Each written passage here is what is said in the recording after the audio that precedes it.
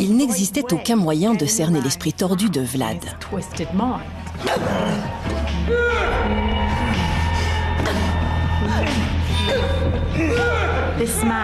C'était un homme versatile, erratique, et qui prenait ses décisions de façon totalement arbitraire. Les moines qui attendaient dans la cellule savaient qu'ils allaient devoir affronter le jugement de Vlad, mais ils ne pouvaient pas savoir comment jouer la partie.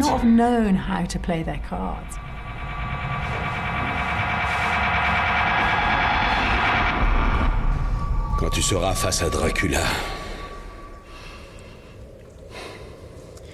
ne lui mens pas. Comment le saurait-il? Comment saura-t-il si je mens? Il le découvrira.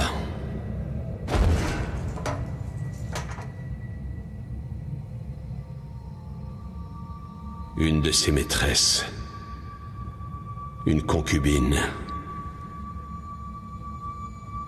vint un jour lui annoncer une grande nouvelle.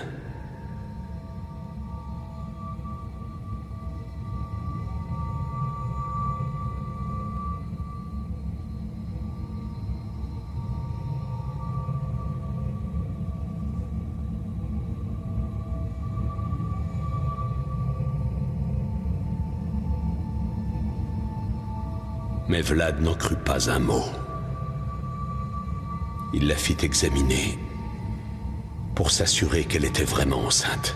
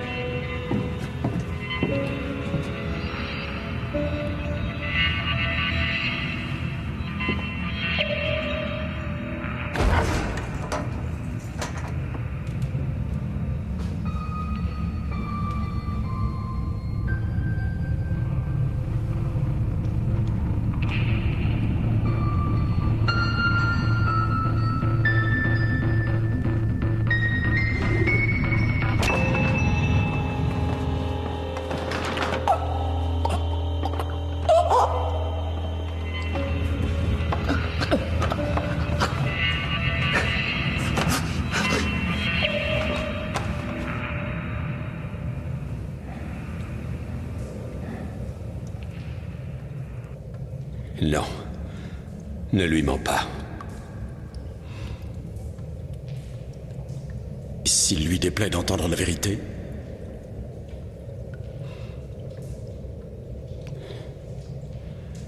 Tu mourras au moins dans la dignité. Nous sommes les serviteurs de Dieu. Nous disons la vérité.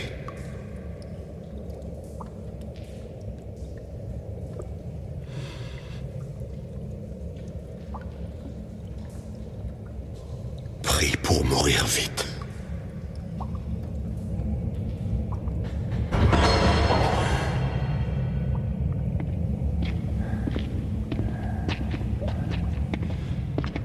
L'heure est venue.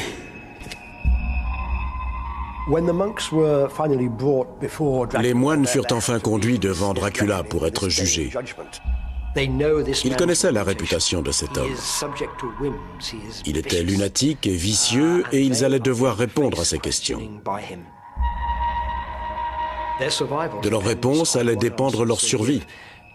L'homme qu'ils allaient rencontrer avait la réputation d'être le plus dangereux de tous les tyrans.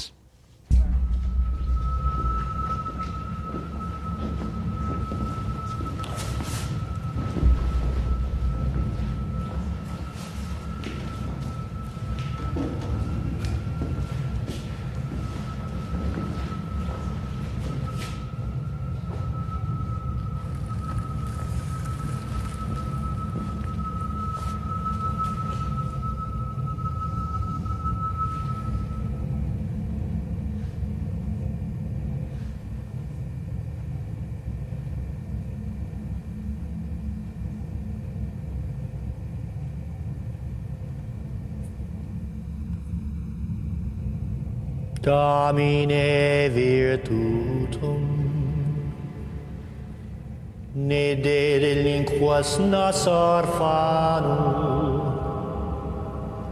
Sed mite promissum Patris in nos, Spiritum veritati. Alléluia.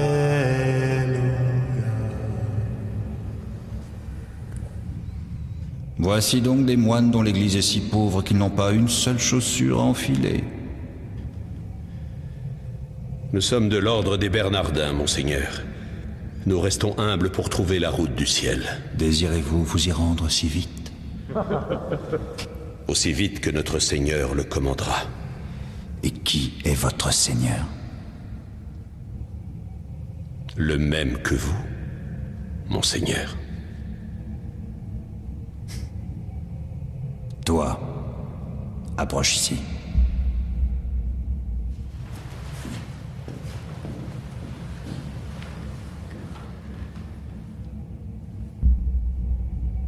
Dis-moi, où crois-tu que j'irai quand je quitterai la vie terrestre? Réponds-moi! Dis-le-moi, ou bien je t'exécute. Lentement.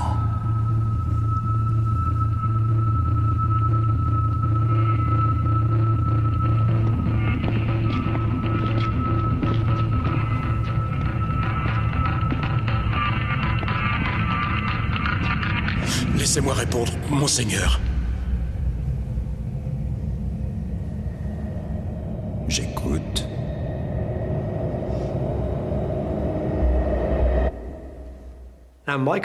Frère Michael faisait face à un choix crucial. Sa foi chrétienne lui enseignait que Vlad irait brûler en enfer pour l'éternité. Je suis certain que vous aurez le salut de Dieu, puisque vous agissez en son nom. Dans sa sagesse infinie, Dieu sait ce que vous avez fait pour lui. Qui d'autre que vous aurait pu défendre la modeste nation qu'est la Valachie contre l'islam? Les hommes ne vous ont pas compris. Sur terre. Mais au ciel, vous verrez, vous serez salués. Il n'eut qu'un instant pour choisir l'attitude à adopter. Et il mentit. Vlad Dracula n'était pas un imbécile. Il savait parfaitement que frère Michael mentait pour essayer de sauver sa peau. Au revoir. Non! Pitié, non! Non! Monseigneur, non, non! Non! Non! Non! Non!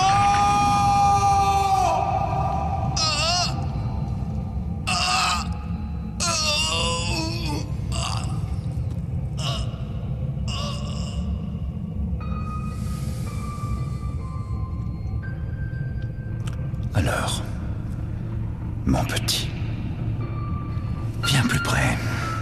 Viens.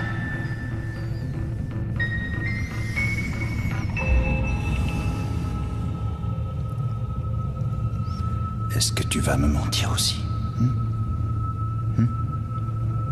Non. Non, tu es encore pur. Tu es encore tellement pur. Dis-moi la vérité. Où vais-je aller quand je décéderai? Non! Empalez-moi si vous voulez. Vous assassinez peut-être en son nom, mais jamais, jamais Dieu ne le pardonnera. Il est même possible que le diable en personne refuse de s'abattardir avec vous. Mais s'il vous reçoit, il vous abandonnera dans la fange la plus fétide de l'enfer. Votre éternité ne sera autre que claustration et flétrissure. Solitude, souffrance, ignominie. Qu'est-ce que vous attendez?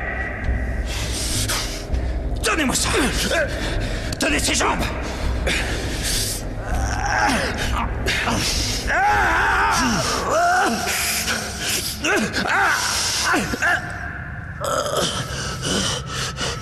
Je vous suis reconnaissant, monseigneur. Vous m'ouvrez la porte qui conduit à mon vrai Seigneur. Gloire à sa toute-puissance, celui qui règne au ciel comme sur terre, et sur cette misérable nation que vous croyez commander. Misérable! Tirailleur!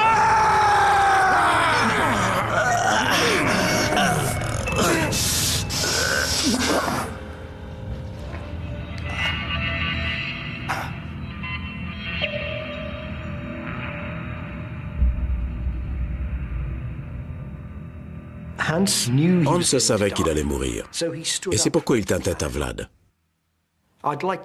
Je me plais à penser que pour lui, c'était une victoire. Il considéra certainement cet instant, juste avant de mourir, comme une grande victoire.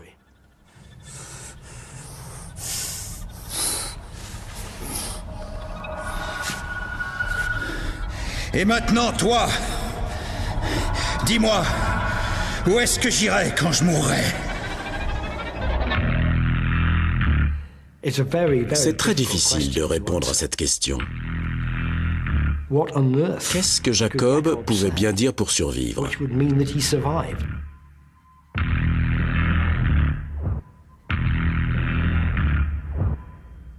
Nous ne connaissons pas la réponse de Jacob. Elle n'est pas consignée.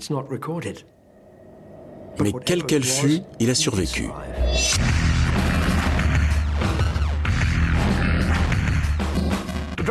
L'histoire de Dracula nous est parvenue grâce au fait que Jacob ait survécu. C'est la raison pour laquelle le nom de Dracula est inscrit en lettres de sang dans les archives.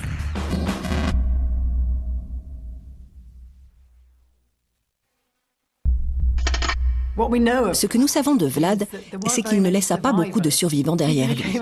La plupart des gens qui ont croisé sa route sont morts. C'est pourquoi le témoignage du novice Jacob est une source particulièrement précieuse. Il n'avait que très peu de chances de s'en sortir, mais il a réussi, et grâce à cela, nous avons aujourd'hui cet incroyable récit sur la personnalité de Vlad l'Empaleur. L'histoire du vrai Dracula a été reprise par Bram Stoker sur de nombreux points.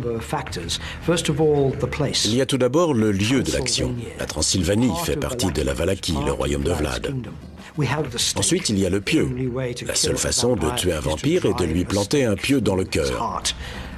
Et l'image d'un corps humain traversé d'un pieu faisait en effet partie du quotidien de Dracula. Il y a également l'obsession du sang, qu'on associe naturellement au vampire et à Vlad.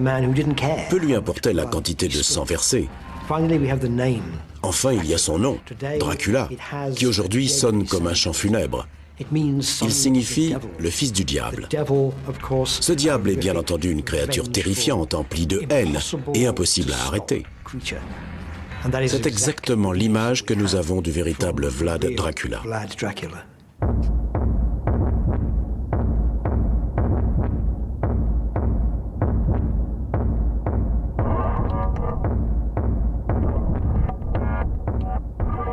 Si vous commettez un massacre, il faut laisser un survivant pour témoigner.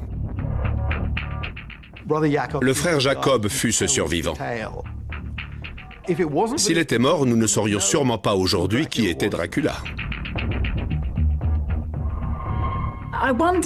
En définitive, je pense que Vlad a fait le choix de laisser partir Jacob. En laissant ce jeune moine raconter sa macabre histoire, il délivrait un message.